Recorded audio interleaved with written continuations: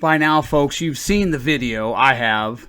You probably have, of the fatherless lunatics slash gender studies majors slash sociology majors slash I'm in mom's basement lunatics that were pounding on doors and kicked holes in the wall and just were very unruly. I'm wondering if there was just one of them out there, like Andrew Gunn, for example. How are you doing, Andrew Gunn? How you doing, little fella?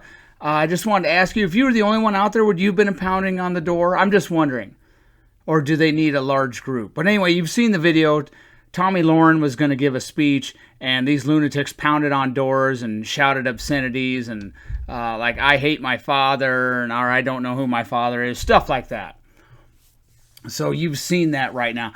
And this, by now, this ties into kind of what I've been saying for a long time now. The real Democrat insurrection. The real insurrection is a Democrat insurrection.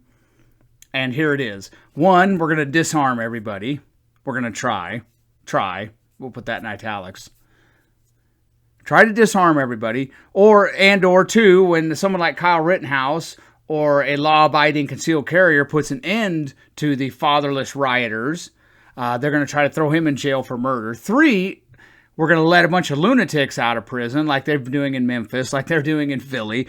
And out in Colorado, the Attorney General said, well, if you steal 3 or 4 cars in 4 months, we might have to throw you away in jail for a long time. Really? Wow, that's mighty wide of you. Especially if the guy that you stole the car from might need it for a job. Or maybe he's going to a very important interview for his dream job. But, well, maybe not.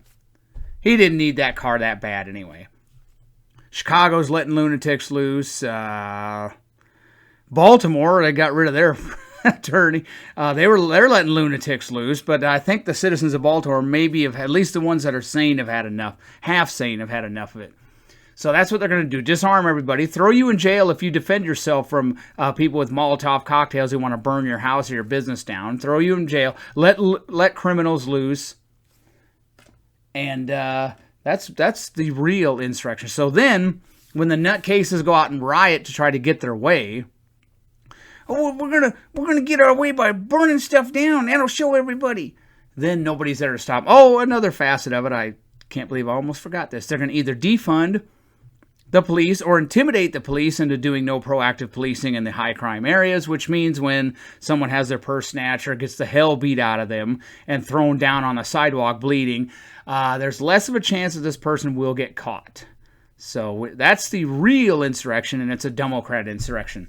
I also wanted to add, Tomi Lahren is afraid of students in the same way that fatherless rioters and burglars are afraid of law-abiding gun owners and homeowners that are law-abiding gun owners as well.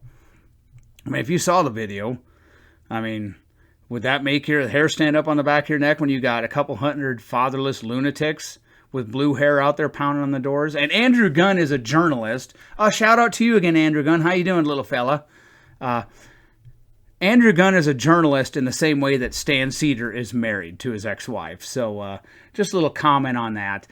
I did see some memes. Yeah, if you had a couple hundred, let's say one of the people at that protest, let's say you had a couple dozen people pounding on the door to your small apartment and kicking it and shaking it to the point where it was actually vibrating.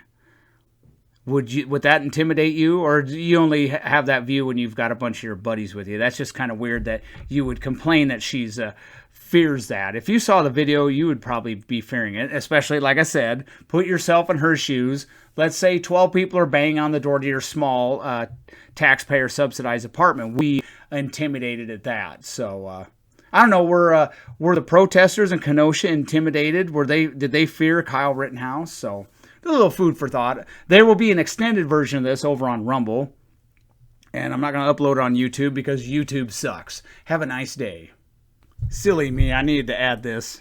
Other than seeing the links in the video description. For all these jurisdictions. The following cities, and I'll do this again in like the summer of 24 by the time the 2023 stats are out. I've done this before. Let's do it again.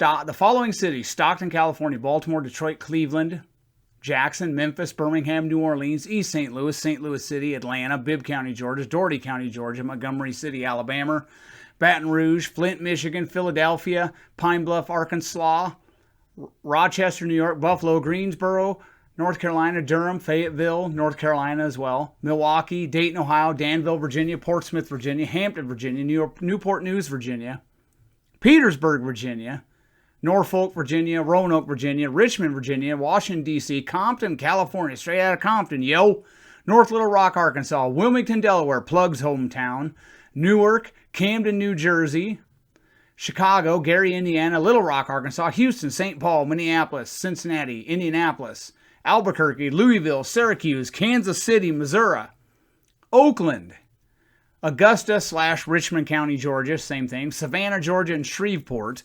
Those following Democrat enclaves, and I've documented it up, down, forward, and backwards. It's all Democrats all the time, pretty much.